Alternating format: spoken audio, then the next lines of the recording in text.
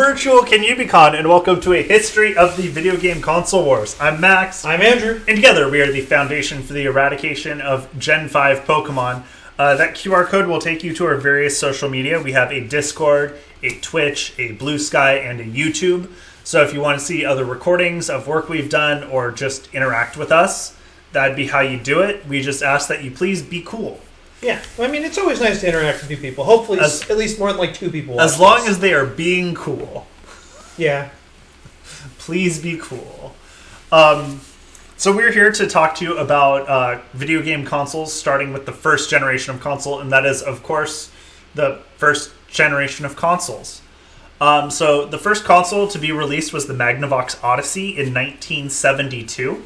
Back then, video game consoles actually had games built into the console, meaning if you bought the Magnavox Odyssey, it would have all the games you could ever play pre-installed, which is pretty nice until you realize you might want a new game at some point in your life. Back then, video game consoles were also pretty limited in what they could do as far as color and graphical fidelity. The consoles often had the controllers built into them, meaning if you wanted to play the Magnavox Odyssey or Pong or what have you, you'd have to sit with it in your lap and control it, which would be very awkward for two-player games. Now, I know Andrew would like to contest that this isn't the actual first video game console. Yeah, I mean, one of the first ones was arguably Tennis for Two, but you had to play it on an oscilloscope when they created it in 1958 as a tech demo. And the thing with oscilloscopes is I think they're a home console in that they're a computer the size of a home. Yes. Not something you can fit in your home. So, as I said, we're going to start with the Magnavox Odyssey. Now, this console was pretty limited in what it could do, in that you needed to get what was functionally a Dollar Tree party pack to play any games in it.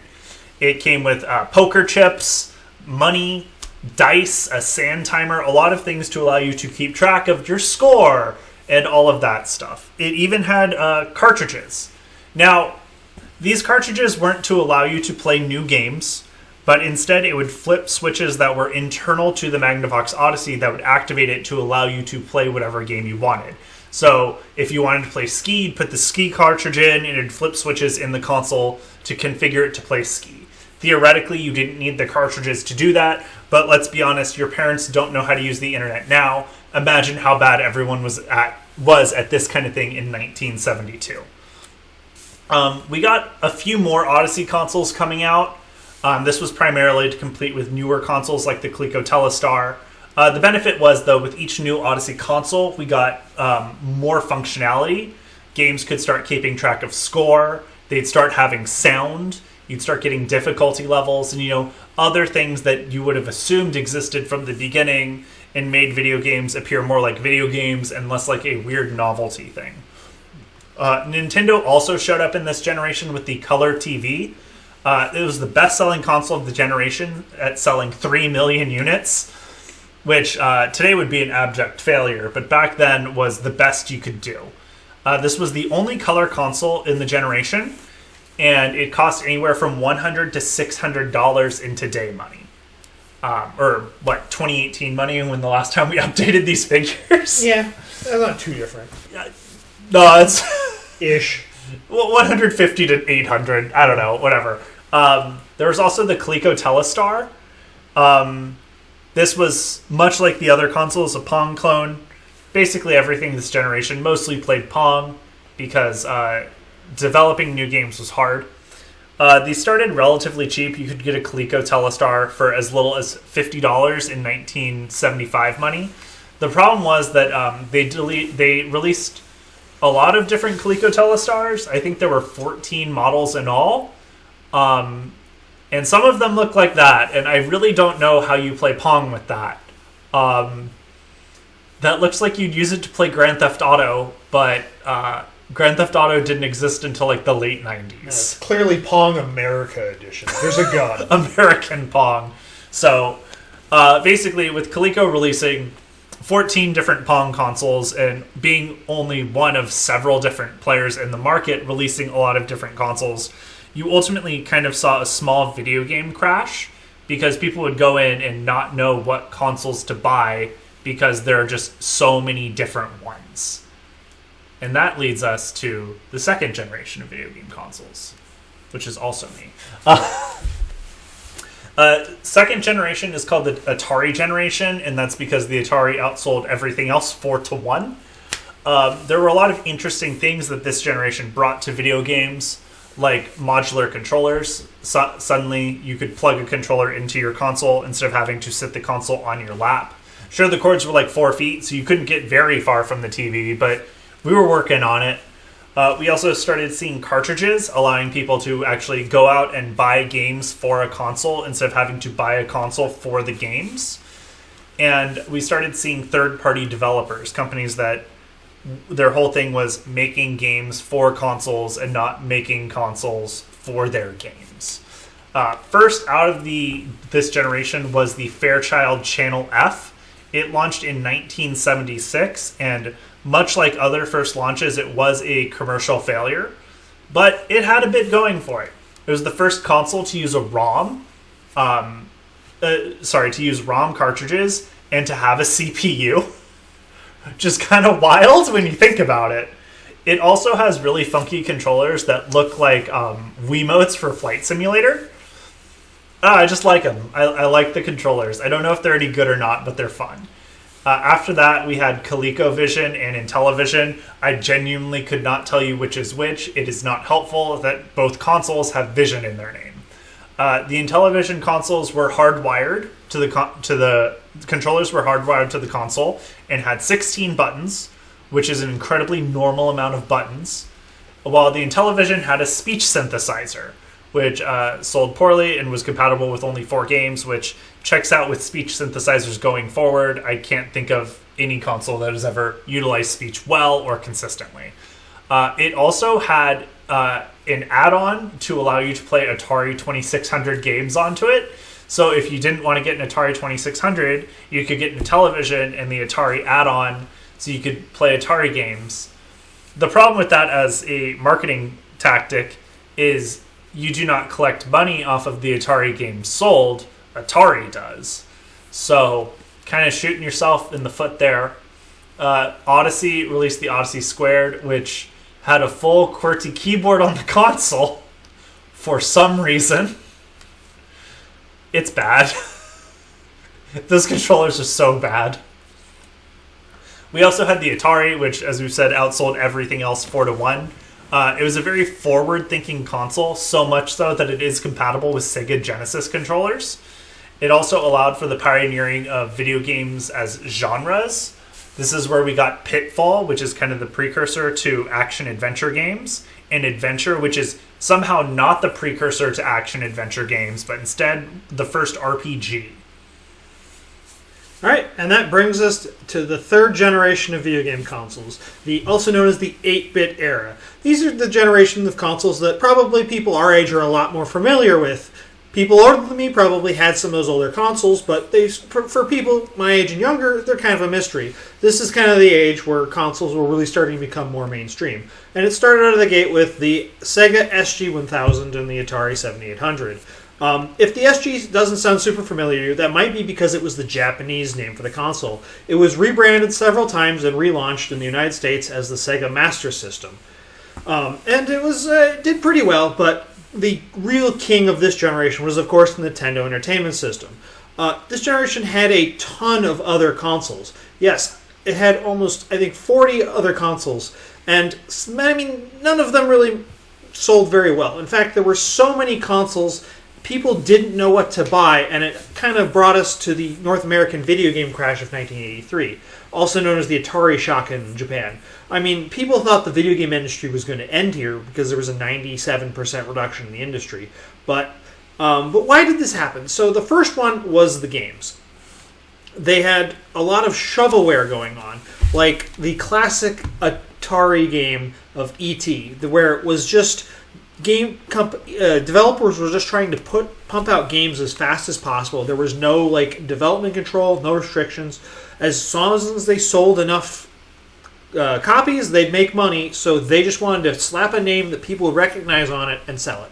So they'd put out absolutely terrible games that people would never want to buy, like E.T.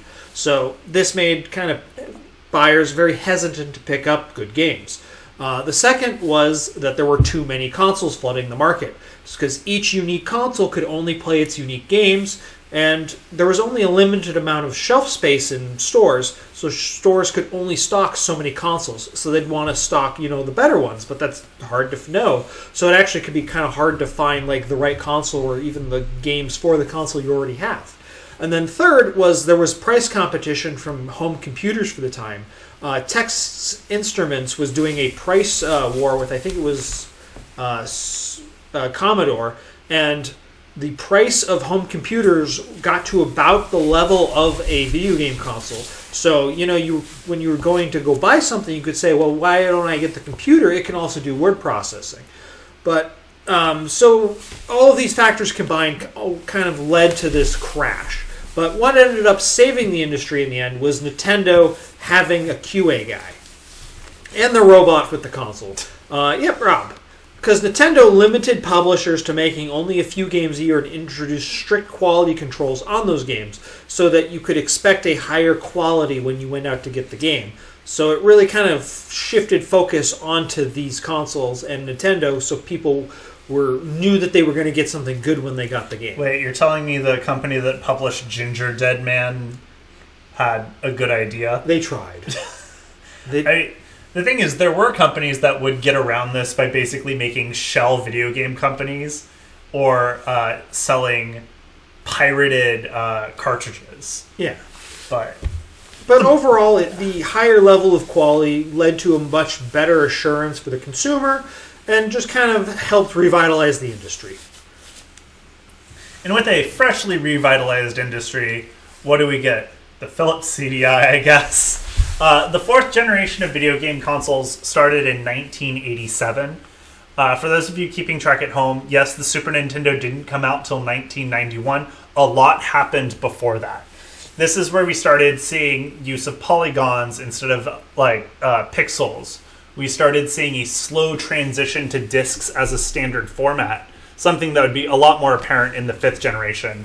And we stopped seeing these computer-based consoles after the failure of the CD-TV and other options.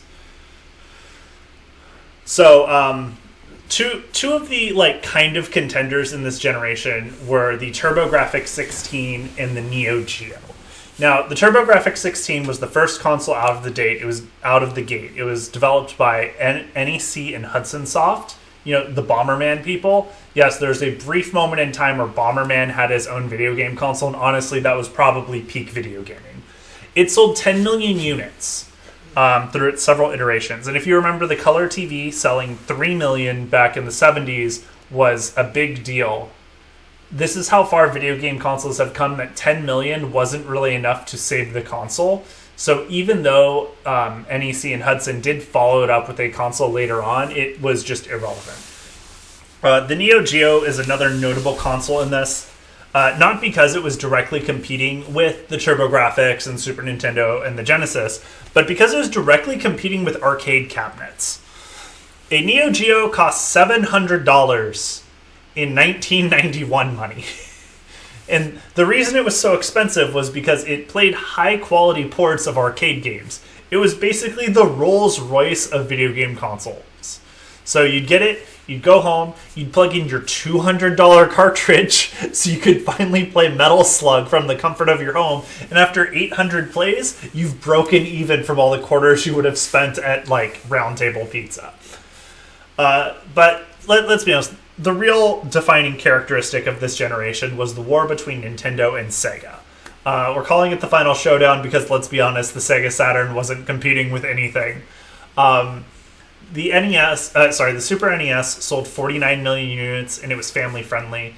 It had a Game Boy expansion, a failed CD expansion that definitely wasn't developed by Sony, and it was just good. This was kind of the last time Nintendo really seriously dominated a console generation. There are later generations where it does well, but there aren't any where it is the objective winner. This is against, of course, the Sega Genesis. Sold 33 million units. It was edgy and cool. It had a successful CD expansion and a 32-bit expansion for some reason, because they wanted to extend the life of the console going into the Sega Saturn. But by the time the 32-bit expansion came out, the Sega Saturn was already out in Japan, which was weird. This is also the generation where we started seeing handheld gaming kind of become a thing. Before the 4th generation, handheld gaming was just kind of trash. Nintendo had the Game & Watch series. Tiger Electronics had whatever this thing is. But technologically speaking, it was basically just LCD screens with pre-printed images that would be lit up with backlights. But this ended in the 1980s when we finally got to see some real handhelds. There we go. We've got color displays, backlighting, TV tuners, no battery life. Yeah, the Atari Lynx, the TurboGrafx 16, and the Sega Game Gear were all mammoth home portable video game consoles. But what they had in tech specs, they lacked in the ability to be truly portable options when compared to the Game Boy. Sure, the Game Boy's screen was terrible, but it was cheaper than everything else, and its battery life was significantly better. And when you were buying something to take on the go to play, like on the train ride to work, battery life is what is important. This thing uses 4 AA's and they last 15 hours. The Game Gear uses 6 and they last 4. It is not a question of which is better in that case, because it's the Game Boy. And that is why it outsold all 3 of these like 11-1. All right, and that finally brings us to the 5th generation of video game consoles, not a Pokemon generation. Thank you. And this is the console generation where we really got to transition to 3D and not the gimmicky movie 3D or whatever Star Fox was doing. Where we started to see cartridges get phased out and optical discs come in, except for Nintendo. They didn't get that memo. And then more of a radical shift in kind of the market in total, because Nintendo no longer the king. Sega starts to kind of fall over itself. Atari steps back from the market, stops being relevant, and then Sony enters the market. So the first console out of the gate, hyped to high heaven, was the 3DO. It had several advanced features. Unfortunately, they outsourced the manufacturing to other companies, which meant the system couldn't be sold at a loss because those other companies were only involved in the manufacturing process for the console, so they had to make money on that process. So it cost $700 at launch. Times product of the year, everybody. Yeah, so I don't know if you remember the PS3 launching for like $700. $600. Never a successful strategy. No. You have to price cut before it even matters at all. So yeah, it didn't do so well. And then we had the Atari Jaguar, which sold a wonderful 250,000 units. Which is less than the 3DO sold. Yeah. So, it used cartridges instead of CDs. They did eventually release a CD add-on for it, trying to expand its life, but it just made it look like a toilet, so it didn't really do a lot for it. It was technically graphically superior to some of the other consoles for the generation, but it had 5 CPUs separate, so that was really hard to program for. Well, I mean, the other problem with it was because of the of the 5 CPUs it used, one was very similar to what the Sega Genesis and the Super Nintendo had, which meant people would start porting over Genesis and Super Nintendo games to the Atari Jaguar, which, while an objectively more powerful console, was not running the games well because the CPU that basically they were just having those games run on that one CPU, and that CPU wasn't put in the console to run games. It was put in the console to delegate tasks to the other CPUs. So you ended up having inferior ports of games from previous console generations. Yeah, great look. Yeah, it does not help. Yeah, so it was arguably a better console, but just nobody believed them. At one point, their business strategy was doing so poorly, they threatened to sue Sony for price dumping. And then we had Sega. So as we said, they had the 32X. So it was an entire 32-bit console as a stopgap because they wanted something, because they were developing a 32-bit console at the same time they were developing the Saturn. But by the time the Saturn was kind of on the horizon, they realized that a 32-bit console wouldn't have basically a life outside of like a year, and it's not enough to put a console in the market for just like a year. So they made it an add-on for the previous generation. Unfortunately, when it launched, it was the sequel, the Saturn, was already out in Japan, so nobody really wanted the U.S. But back to the Saturn. So it did not do so well. So first of all, it had 2 discrete CPUs which used quadrilaterals instead of triangles, so nobody could port games to it. It had to have games redeveloped from the ground up just for it. It launched at $400, which was pretty expensive for the generation, and it was kind of slapdash together, honestly, after they saw what the PlayStation could do, because they realized they needed a bit more power. And then they tried doing a surprise launch at E3. 6 months before their originally planned launch date was E3, and they're like, hey guys, we're going to launch it today. You can go out and buy some. But they did not manufacture very many, so many stores didn't get any, one of which was KB Toys. KB Toys, in retaliation to the not getting any to sell, blacklisted and stopped selling Sega products moving forward. Also, they didn't communicate this moved launch date to any of their game developers, so they had their 6 launch games, but all of their following games came out when the original launch date was 6 months later. So you had a 6-month stretch of no new games for your brand new console. Hey, there's PGA Pebble Beach. Yeah, that's not going to sell a console. Also, their controller. Look, I get the N64 controller. It's made for people with 3 hands. Looks great. This looks like I would put a CD and listen to music on it, which I couldn't actually do. You could tape one. You could try. Yeah, so Sega didn't really do so well in this generation. But then we had Nintendo, which, funny enough, had the most powerful hardware of the generation. This is probably the last time Nintendo had the hardware beef. It was unfortunately held back by the cartridges, because Nintendo really liked having absolute control, and the cartridges kind of enabled that because they were the ones manufacturing the cartridges, so they had the say. But that meant developers didn't really want to have to deal with this, so a lot of developers didn't end up working with Nintendo. And while it did have much faster load times, it had much smaller capacity, so games were a lot more limited in scope. Nintendo mostly survived this generation because of their excellent first-party titles, but if you notice, they really didn't have a strong third-party library. There's a couple, half a dozen maybe, that you'll recognize, but for the most part, third-party developers really shied away from Nintendo. Fun fact, they're still getting games to this day with Waluigi's Taco Stand. You can go buy this on Etsy. It's great. At least you could 5 years ago. I don't know if you still can. I would assume you can. It's the internet. It doesn't Maybe not on Etsy. But then we had the Sony PlayStation. It outsold the combined competition 2-1, and it just basically made none of the mistakes everyone else did. Games came on CDs, unlike Nintendo. It had straightforward hardware that was easy to program for. It never retailed for $700. And they actively reached out to third-party developers to make development as easy as possible. CDs were cheap, Sony was friendly, so a lot of why this exists is because actually Sony was angry at Nintendo and Sega, because I believe it was the same week Sony announced they were working with Nintendo on a new console, and then Nintendo promptly announced that they were dropping Sony to work with somebody else. Those press conferences happened literally within an hour of each other. Yeah. So Sony got kind of gypped, so they actually were looking to maybe get into the console market. They had a contract drawn up with Sega. Sega realized the contract was terrible for them, so left them at the altar again. So we're pretty sure the PlayStation came into the market just surely out of spite, and man, it did a great job. I am sad that they didn't stick Station at the end of their game titles. That was the biggest disappointment for me. Failure of a console. Yeah.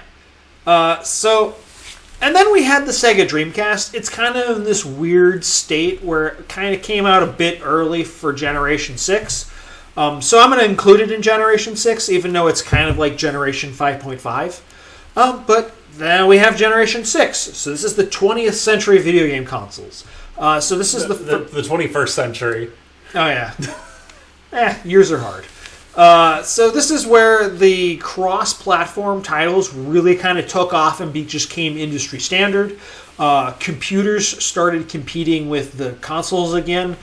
because like the 90s had things that were like computers only, like Roller Coaster Tycoon, Age of Empires, things that did not play well on consoles. But this is where it really started to come back in, and you could get some of these games on computer and vice versa.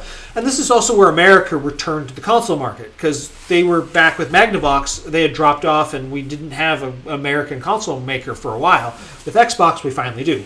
Online multiplayer finally becomes a thing. Consoles begin kind of growing into more of an entertainment system rather than just a console, and 2 joysticks becomes kind of the standard moving forward. So the very first console of the generation, or the best one, is the PlayStation 2. It is neither of those things.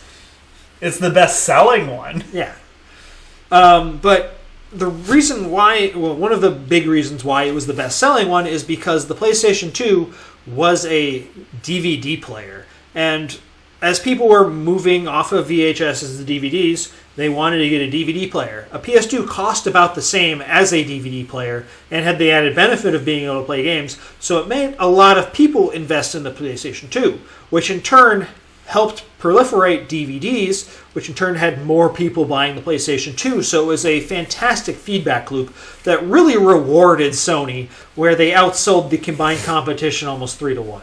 So again, they did a lot of the same things they did in the previous generation. You know, having good games, introducing DVDs to wider market, price that was cheap, and it really kind of took over the generation. The Xbox, the GameCube, Dreamcast, I mean, they kind of all did the same thing, but it was fine, but they just didn't really expand too much on anything. Just higher fidelity games, newer games, and a lot of games that kind of shared between. But if your parents weren't cool enough to buy you a full video game console, they might have been cool enough to buy you a plug-and-play console, aka gaming from Walgreens.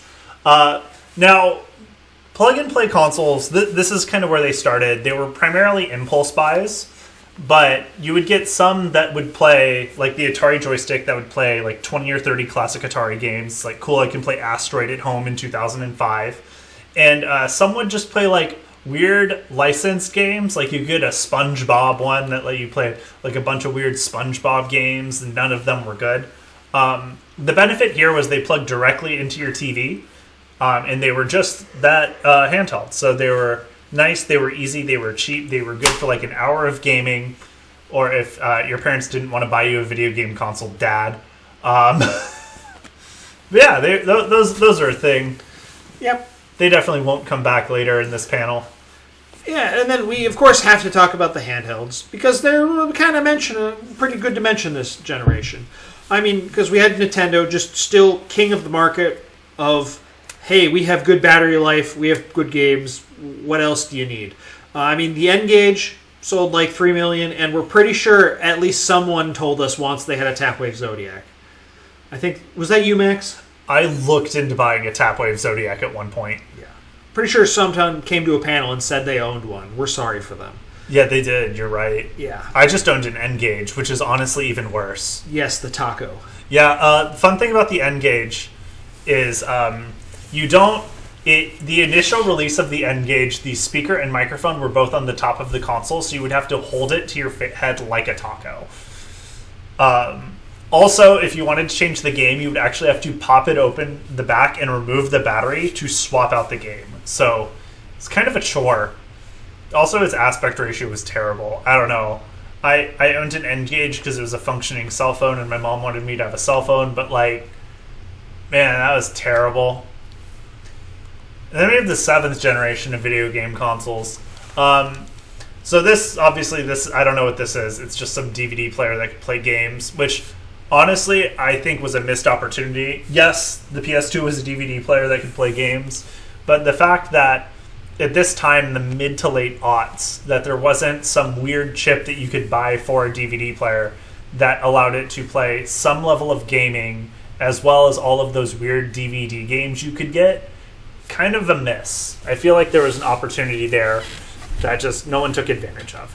But otherwise, what did the 7th generation bring to us? Honestly, I think this is when consoles started getting a bit more static. We don't have another new entry into the console war. It has just become cemented as Nintendo versus Sony versus Microsoft. What we're seeing is just increased graphics, better online play, more multimedia expansion. So just whatever was introduced in the previous generation being done more, and not a lot of new ideas coming out. So the first two consoles talk about are the Xbox 360 and the PlayStation 3. So Sony entered this absolutely dominating the competition, but when they released the PS3, they decided to copy the same strategy they used for the PS2. So the PS2 came out selling itself as a DVD player.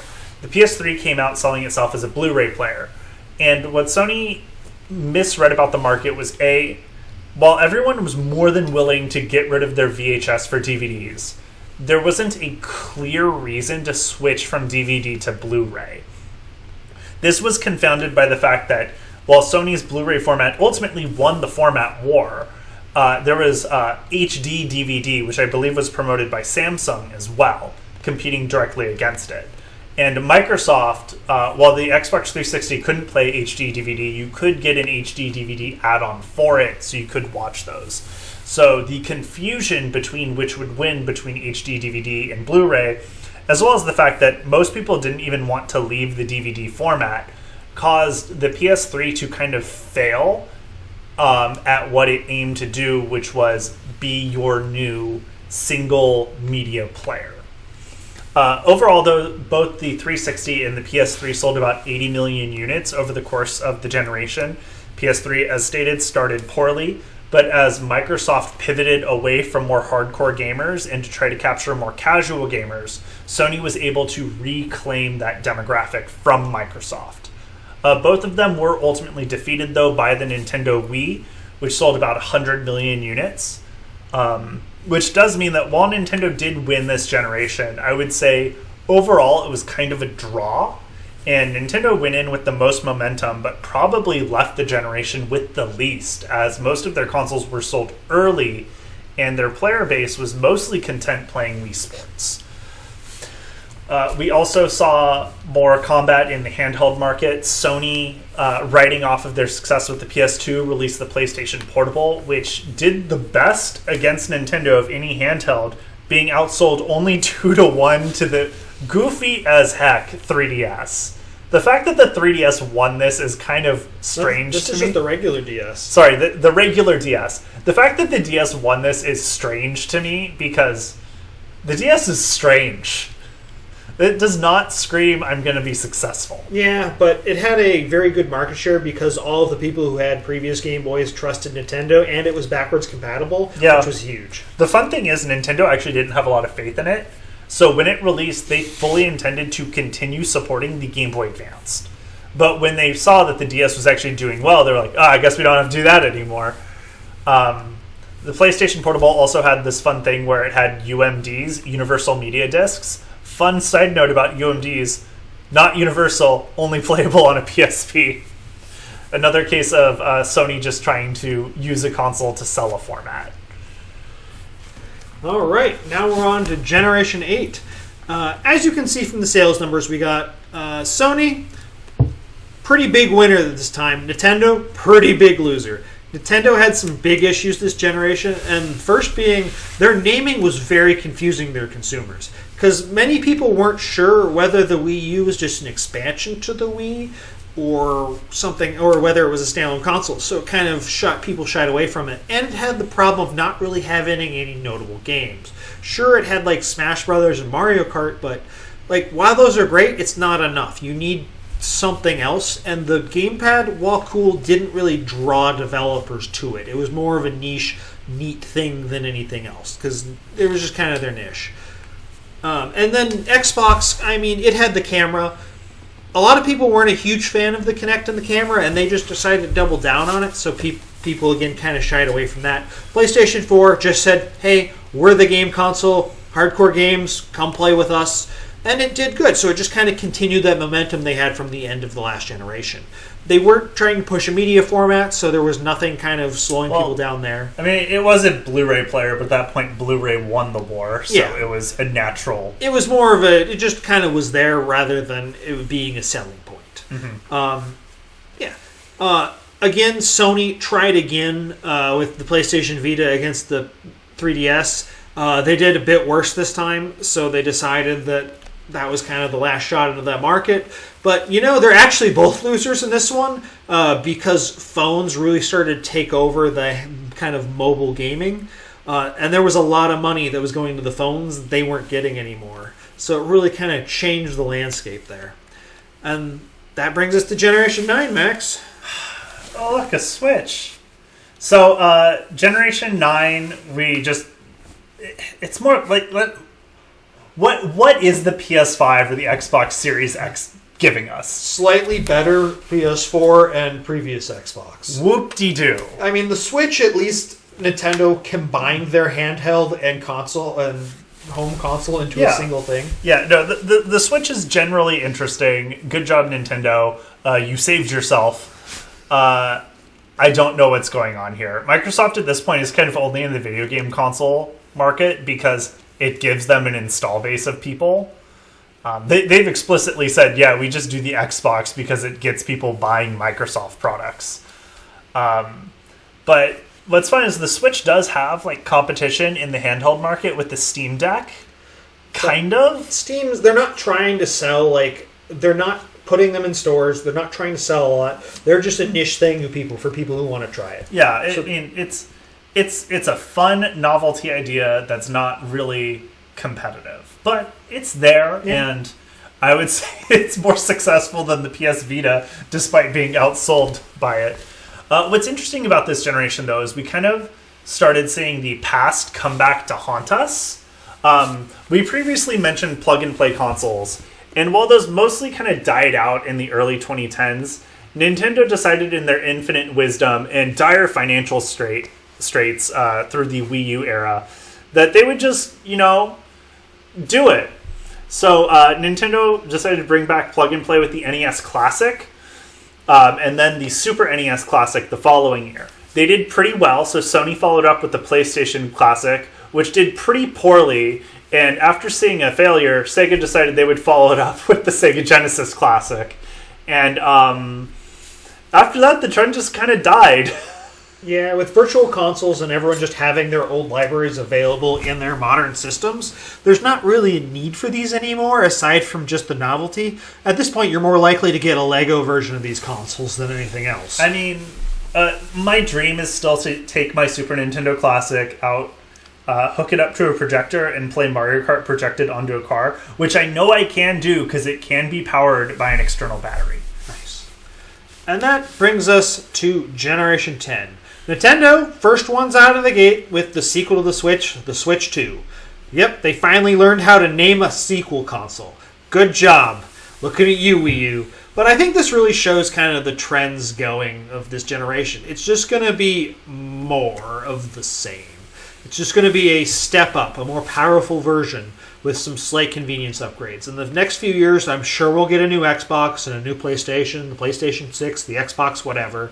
I mean, but will they do as good as Nintendo? Remains to be seen. Nintendo set some records with the Switch 2, but we'll have to see how well the momentum keeps up for it.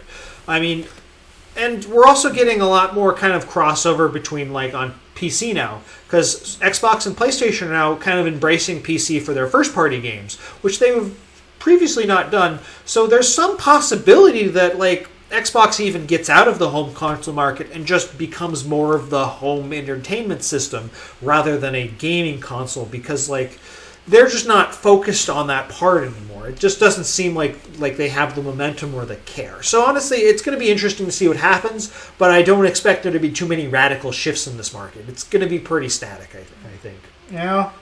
Anyway, that's the panel. Thanks for listening to us. Yeah, don't follow us on Twitter, though. We don't have a Twitter anymore. We just haven't updated this slide. Blue Sky is much better. Yeah, Blue Sky is so peaceful.